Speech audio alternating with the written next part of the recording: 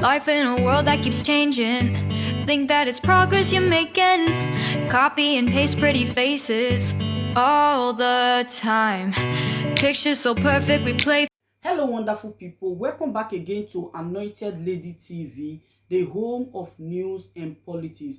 And we drop news every day, and we also react to every videos that comes our way. If it is your first time in this channel, you are highly welcome. Thank you so much for stopping by.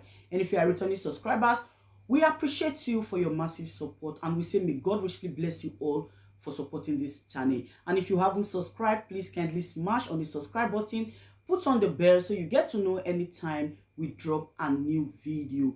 I have a video to present to you this very moment, and I will be watching that video with you. And after watching, let's drop our opinion constructively at the comment section, like our videos, and also share our videos if possible.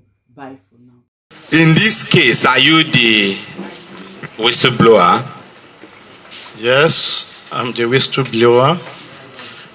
Did you swear affidavit to say that there is money in that house?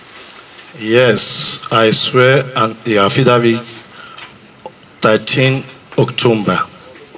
When I swear the affidavit, excuse me, let me just give me a minute to explain what gives me the confidence by swearing an affidavit. Okay. Introduce myself as a prayer warrior. Introduce to a godson to Justice Peter Odili. When I was introduced to the house, I do some my istihara, and I recover that the information that I was given for the prayer is real. When I finish my istihara, that is why I go for affidavit. And I was directed to pass the procedure, and that is why I go to AFCC, meeting some interview and interrogation.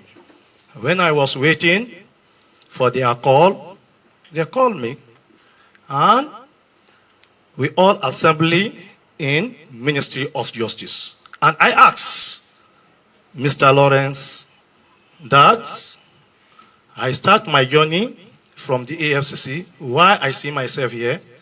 He answered me that Ministry of Justice, AFCC, is under Ministry of Justice. That is why he asked me for my affidavit, and I gave him.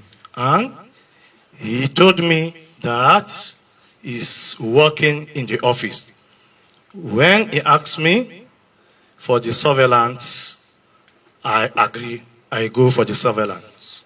What do you mean by surveillance? The surveillance, he asked me before the operation, when we meet in the Ministry of Justice, he asked me to go for the surveillance, means to show him the particular house for him to know how he can penetrate with his team member. And which house did you show him? I show him Justice Peter Odili house number 7. Thank you. You are a good. I'm a contributing editor with This Day. Are you a staff of This Day, or you freelance for This Day? I am a staff of This Day. Now, let me now start with your questions. First of all, I came here to the police force intelligence unit by myself when I was called by Barrister Alex Onyeko. Say, Stanley, come, they want to interview you. I came by myself. Nobody arrested me. Nobody called me other than him that, come, your attention is needed here. And on that Sunday, I came down to this place, and they were interrogating me, and I wrote a written statement first. Okay, yes, tell us, what is your involvement in this point? My involvement here is that Barrister Alex Onyeko, who is seated here, called me. Sister, I normally visit him in his office and all those. When he has things for me to do, I do it for him and for other people and for this country. When he told me that, come, there's a lead of a scoop, of an asset recovery and funds that they claim to be in a house that nobody is residing, that it involves millions of dollars. I said, oh boy, what is all this that Nigeria is borrowing money and there's a large amount of money stashed in some people's houses? That was when he now told me about Lawrence Ajodo. I said, okay. He said I should find out, that he will give me a lead. I was following Lawrence. The day we had the first meeting to find out, I found discrepancies in his ID card. I asked him, how can an AG sign the passport or the identification of a so-called CSP? Is it from the office of the AG or from where you claim to work? And he said, no. I found out again from him on my interrogation leading to what I was packaging to work on. I said, come, where did you train as a policeman? I got 2 problems with him. He told me, I said, that he was in Woody. I said, there's no police training college in Woody. It is in Woodhill. He said, yes. I said, Woodhill, Kanu. He said, okay. The next thing I asked, he said, he didn't finish in Woody. Woodhill's police college in Canada. He now finished in Jos. I said, which school in Jos? He said, police intelligence. I started getting discrepancies. I'm coming. Let me ask you a question, please. Let me ask you a question. The bottom line is, you followed this lead for how long? I followed it till when I discovered. For how long? For 2 weeks? No. For how many days? 3 days. Okay, you were in the court the day they got their. Let me now explain my involvement in the court. In the morning of that day, when he now said he has gotten the affidavit and that the court warrant has not been signed, that Igwe will meet him in court. And that from the court, we are all going to move and meet the police team that will be stationed in a hillock at the Ministry of Justice to go there. I said, okay, we now pass through Finance Ministry, through the old Finance Ministry. Sorry. We now moved. From then, when I now discovered that the place I couldn't find a court, whatever, post to show that this is a court, I was calling and said, you say you are in a court. Where are you? I now came. When he now directed me, after several minutes of searching the place in Zone 6, I called him. Where is it your office? You say it's in Zone 6. That is a branch or a legally constituted office by the minister. Let me ask you a question. You were in that premises the day the failed raid took place. No, let me explain how we moved on. Okay, yeah, let me explain to you. When we got to the place. Were you there? When we got to the place with Barrister Alex and others, yeah, not inside the premises, but at the gate. Okay. When we now listen to me. After that day, there was a major outcry in the whole country. Let me now explain. Everybody from the media to the condemned it, legislators, the judiciary, the police denied, EFCC denied, DSS denied. As an experienced journalist, how come you did not reach out to the news medium you're working with and provide a big story that could help tell the whole world the story? Okay. Why didn't you name and shame? Let me explain. Let me explain. In the night when we went there in the daytime and the thing, I said, this is not the address this man. And no, I'm coming. At the morning of that day, I called Barrister Alex. I said, this thing that happened was not what this man told us. Let him reach out to the Attorney General of the State. My question is why? Because it took you 5 days before you eventually reported here. Let me explain now. On the morning of that, I said he should get in touch with Lawrence to please call the Attorney General of the Federation that he went to a wrong, and also call the IGP where he claims to work as a CSP to report to them that this is where he was supposed to go and that this is what happened, and narrate to them so that they should be able to guide him on what to do. So in that process, I never hid anything on. He called me and told me, Stanley, do you know that this thing that they have arrested him? I said, what? I said, I suspected that much. Your search warrant contained number 9. Yes, sir. But you went to number 7. Yes, sir. So what is on the paper does not matter. It is where you went to that matters. So why did you go there? No, where we get to that place and I find out it's a spiritual. Use the mic. Immediately the thing was revoked. The search warrant is not executed. So that is how it is. It was revoked. So why will you take up the job of a whistleblower? Are you by law or by professional calling in any position where you are supposed to do that job? Sir, I don't know. Let me just explain because it's based on the way the question came in. So let me explain. Go ahead. There is a mandate of 18 accounts in Nigeria given to me. Not that chamber they give. They give to me. Nigeria give to me. I'm in Nigeria. I'm not from another country. This is my country. So they give me 29 accounts to recover. Not they did not give to any chamber. I am the one they give. Malami give to me. But this assignment I went, Malami did not send me. So that's it. I'm a consultant. I'm a recovery. So what the consultant they give me 9 accounts. What do you do for a living? Are you a lawyer? I'm not a lawyer. But what are you? What's your profession? I'm a consultant. We are 5 there. We are 5 employed in that office there. Gentlemen, it's okay. It's okay. Gentlemen, it's okay. Let me tell you. Listen. Let me tell you something. Apart from the ID card that was recovered from him, the one bearing CSP Lawrence Ajodo, we also recovered another ID card from him bearing ASP Ojo, claiming that he works for EFCC. So, gentlemen, like I say, this is an intricate web of criminality. We will, when we commence the prosecution, we urge you to actually make sure you cover the court processes, because much more will come out in the course of the prosecution. A total of 14 suspects are here with us today. 7 are still at large, and detectives are working around the clock to round up the remaining suspects who are either directly or indirectly linked with this very serious offense. In the course of our investigations, we discovered that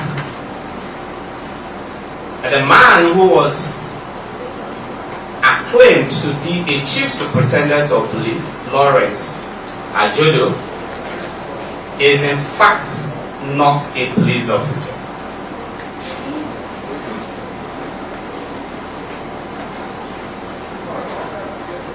He is an impostor. He is not one of us, and neither is he known to be an officer with any of the other primary law enforcement agencies in the country.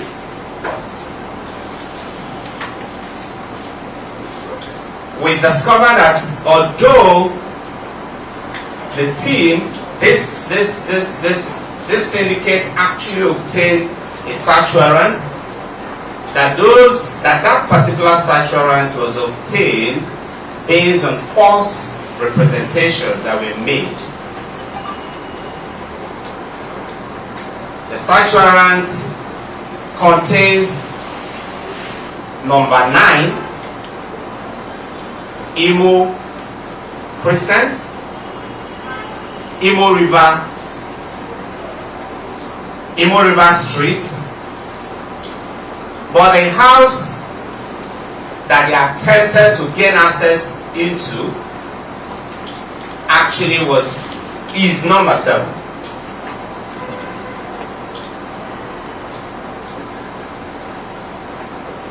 We also discovered that the identity card, which was purported to have been issued by the Office of the Attorney General and which actually bears the signature of the Attorney General and the Minister of Justice, is also a forged document. The signature that was superimposed on that ID card was also fraudulently obtained and fraudulently imposed on that document.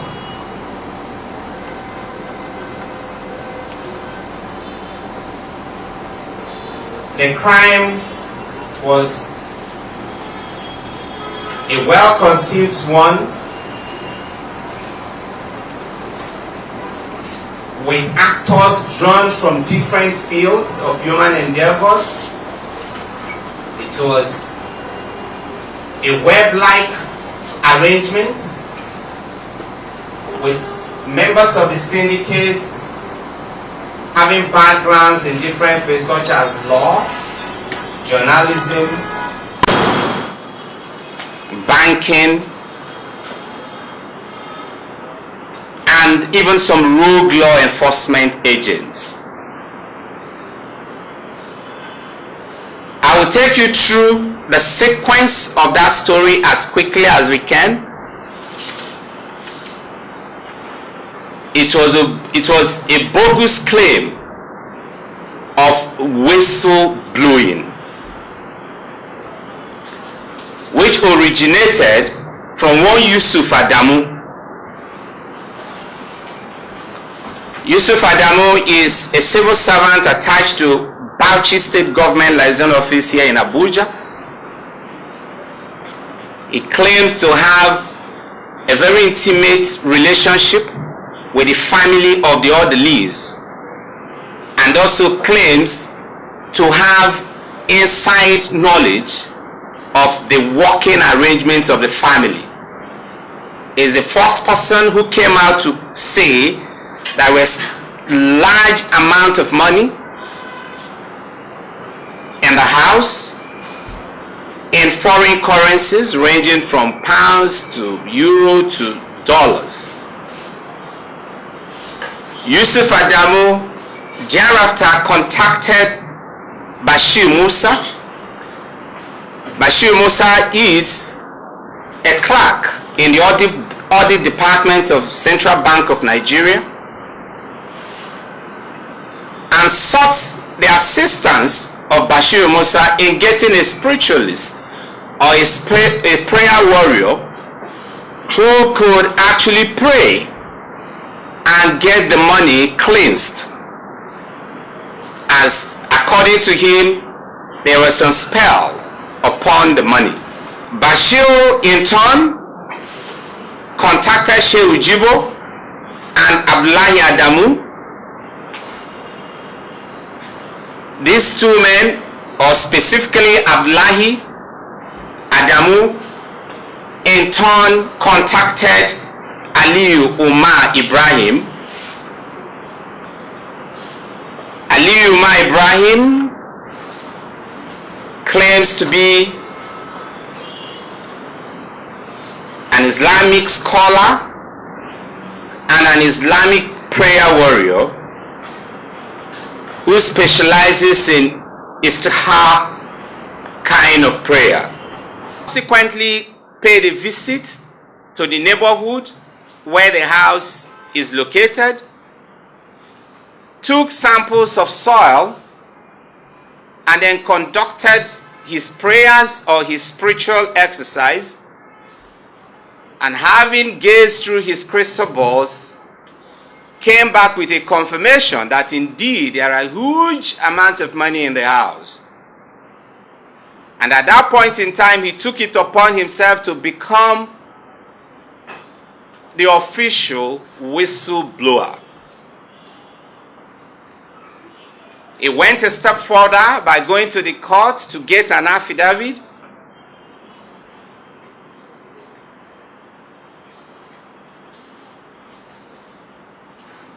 And these persons also made attempts to reach out to EFCC and see if they can enlist the support of some personnel of EFCC to carry out this raid.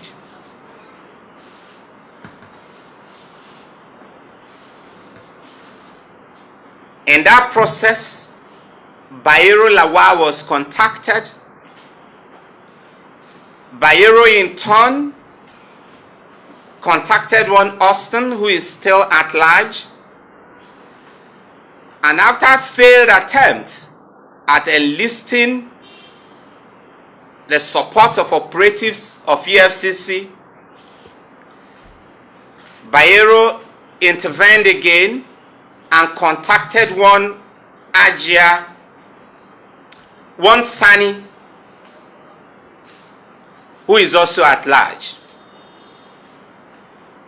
Sani in turn contacted Ajia Memuna Meshanu. Ajia Memuna Meshanu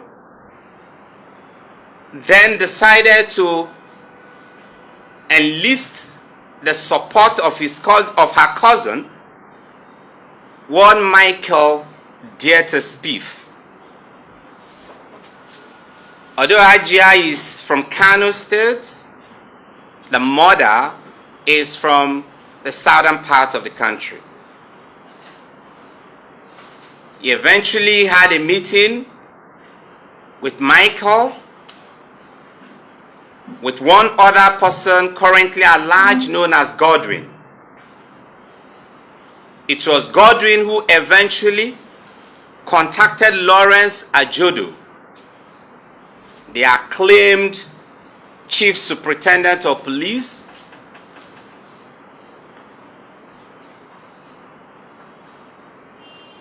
an enlarged meeting took place where Godwin, Michael Dieter-Spieth, Ajia Memuna,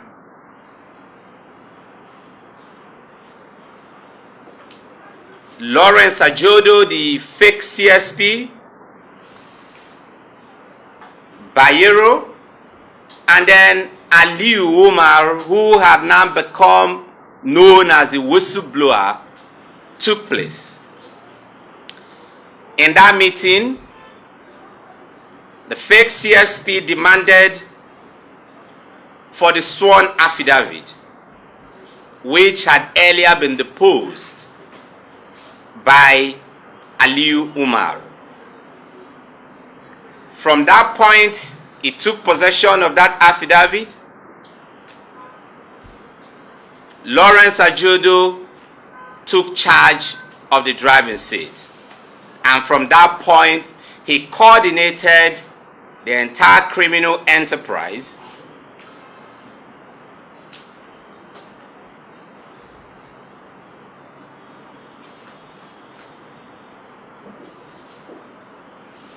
Lawrence later on contacted Barrister Alex, in furtherance of effort as perfecting the plan to actually carry out the raid and recover the so-called money.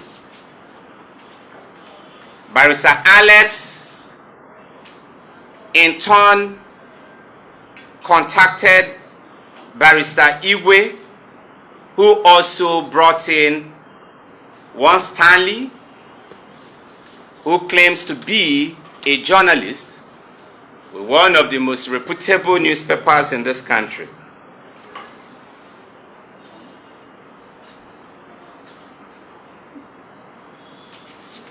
Meanwhile, in earlier meetings, one of the participants, Godwin, who is currently at large, had been given an assignment or a task of enlisting members of the law enforcement community who could become part of the plot in order to give a semblance of officialdom, a semblance of legality on the so-called raid. In furtherance of that objective, Godwin contacted one Ayodele, a herbalist who prefers to be called a naturopath. Ayodele in turn brought in one ASP Mohammed, and Mohammed in turn brought in 2 soldiers from Lingu barracks. These 2 soldiers are still at large. On the day of the failed operation, the ill-fated operation, the highly condemnable, illegal operation, all of these persons were in attendance. The 2 soldiers were said to have dressed in their uniform, Mohammed in mufti, and then the rest all led by the fake CSP Lawrence Ajodo.